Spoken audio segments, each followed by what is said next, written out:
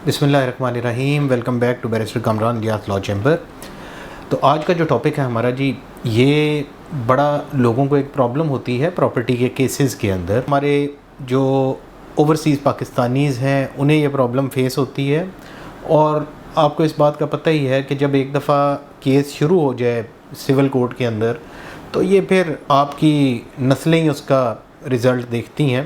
इनका ट्रायल बहुत लंबा होता जाता है, और कभी कभी बेबुनियाद केसेस ऐसे होते हैं जिसके अंदर ट्रायल लंबा हो जाता है और एंड पे जाके उसका जब रिज़ल्ट निकलता है तो बंदे का काफ़ी सारा टाइम ज़ाया हो गया होता है। तो इशू ये है जी कि प्रॉपर्टी के मैटर्स में अक्सर ये बात देखने में आई गई है कि लोग पहले जॉइंटली एक प्रॉपर्टी ख़रीदते हैं, जैसे कि दो भाइयों ने एक प्रॉपर्टी जॉइंटली ख़रीद ली, या एक भाई एक बहन ने कोई जॉइंटली प्रॉपर्टी ख़रीद ली, या काफ़ी ज़्यादा। उनमें से एक उठता है और वो ये कहता है जी कि इस प्रॉपर्टी के पैसे तो सारे मैंने दिए हुए थे और ये बाकी सारे बेनामी ओनर थे उस प्रॉपर्टी के। इस बात के ऊपर एक केस शुरू हो जाता है और वो केस फिर चलता जाता है।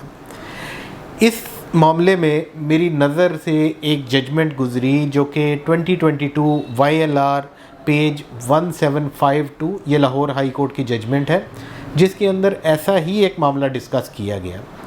उस मामले में क्या था कि एक लैंड था जो कि एक वक्त में दो भाइयों ने ख़रीदा। टू बी प्रिसाइज ये लैंड ख़रीदा गया 1964 में, और फिर उसके बाद 2007 में इसके ख़िलाफ़ एक डिक्लेरेटरी सूट इंस्टीट्यूट कर दिया गया, जिसके अंदर ये क्लेम किया गया कि ये लैंड जब ख़रीदा गया था तो ये लैंड तो मैंने ख़रीदा था, मेरे साथ जो को ओनर है मेरा छोटा भाई, ही यूज़ टू बी माइनर, कि वो उस टाइम नाबालिग था, तो सारी इसकी कंसिडरेशन मैंने दी थी।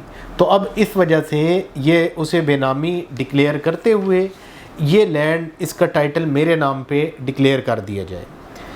इसके ऊपर लंबी चौड़ी एक ट्रायल चला, और फिर ट्रायल कोर्ट ने इसके अंदर जजमेंट प्लेंटिफ के हक़ में, जिन्होंने दावा किया था मुद्दई, उनके हक़ में ये जजमेंट दे दी। लेकिन फिर आगे अपील हुई, तो अपील में जाके ये जजमेंट जो अभी हमारे पास है ये आई, जिसके अंदर काफ़ी और जजमेंट्स का हवाला दिया गया और कुछ चीज़ें बिल्कुल क्लियर कर दी गई जो कि हमारी अंडरस्टैंडिंग के लिए बहुत ज़रूरी है, लॉ स्टूडेंट्स की अंडरस्टैंडिंग के लिए बहुत ज़रूरी है। और ये छोटी छोटी चीज़ें होती हैं जो हमें आनी चाहिए ताकि हम बड़ी प्रॉब्लम से बच सकें। अब उसके अंदर बात जो कि ऑनरेबल कोर्ट ने की वो बड़ी इम्पोर्टेंट बात है।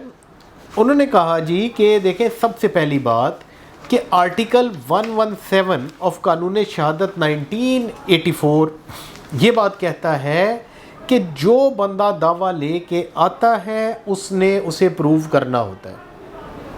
अब आज आके ये क्लेम तो हो रहा है, या मैंने इसकी कीमत अदा की थी, मेरे भाई ने नहीं की थी, लेकिन क्या इसका सबूत कोई पेश किया गया कि वो कीमत कहाँ से अदा हुई, वो कीमत कैसे अदा हुई थी उस टाइम? तो इसका कोई सबूत नहीं है। और जब इसका सबूत नहीं है तो डेफिनेटली जब आप सबूत नहीं पेश कर सकते तो आपका केस वीक हो जाता है। फिर उसके बाद अगली बात आ जाती है कि इसके अंदर उन्होंने कहा कि मैंने थ्रू लव एंड अफेक्शन अपने भाई का नाम उसमें डाल दिया जी सेल डीड के अंदर। मुअज़्ज़ज़ अदालत ये बात कहती है कि जब आप थ्रू लव एंड अफेक्शन किसी के नाम कोई प्रॉपर्टी करते हैं ना, तो उसके बाद आप उसे बाद में ये क्लेम नहीं कर सकते कि ये बेनामी प्रॉपर्टी है। उसके अंदर आपका कंसीडर ये हो सकता है कि आपने एज अ गिफ्ट ये प्रॉपर्टी उसे दे दी। तो लव एंड अफेक्शन से दी गई प्रॉपर्टी, वैसे भी ये नहीं होता कि कल को आपके आपस में कोई तल्लुकात ख़राब हुए हैं तो आप उठ के वो वापस ले लें, ऐसा नहीं होता। इसके अंदर एग्जांपल्स और भी दी गई, जैसे कि अगर बाप अपने बच्चों के नाम पे कोई प्रॉपर्टी कर देता है तो उसका ये मतलब नहीं है कि बच्चे बेनामी ओनर्स हैं उसके। ठीक है, बच्चों ने उसकी कंसिडरेशन तो नहीं, बच्चों ने उसके पैसे तो नहीं पे किए उस प्रॉपर्टी को ख़रीदने के, लेकिन बरकैफ वो बाप ने ख़रीदे हैं तो वो बच्चों के नाम होगी, वो लव एंड अफेक्शन, मतलब वो एक गिफ्ट हो गया। तो कल को वो बाप भी ये क्लेम नहीं कर सकता کہ یہ ایک بینامی پراپرٹی تھی۔ بینامی ٹرانزیکشنز کی جب بات ہوتی ہے، ویسے تو بینامی ٹرانزیکشنز کے حوالے سے قانون بھی موجود ہے، لیکن ادروائز ہم یہ سول سوٹ کے اندر بات کر رہے ہیں۔ جب بینامی ٹرانزیکشن کی بات ہوتی ہے تو اس کے اندر ایک امپورٹنٹ چیز ہوتی ہے موٹیو۔ آپ کا اس ٹائم کیا موٹیو تھا کہ آپ نے اس پراپرٹی کے اندر دوسرے کا نام شامل کروایا کہ وہ ایک بینامی دار اس کے اندر بن گیا اور آپ نے کنسیڈریشن پے کی؟ تو ہمارے اکثر پراپرٹی کے جو سوٹس ایسے ہوتے ہیں نا، اس کے اندر یہ موٹیو مسنگ ہوتا ہے۔ اس کے اندر معزز عدالت یہ کہتی ہے کہ کوئی ٹرانزیکشن صرف اس بنیاد پہ بے نامی نہیں کہی جا سکتی کہ ایک آدمی نے اس کی پیمنٹ کر دی ہے، اس کے لیے موٹیو ہونا ضروری ہے۔ ہمیں اس سے یہ بات سمجھ آتی ہے کہ بینامی پراپرٹی یا بینامی دار بندہ صرف اس بیس کے اوپر نہیں ہو جاتا کہ اس نے سیل کنسیڈریشن نہیں پے کی۔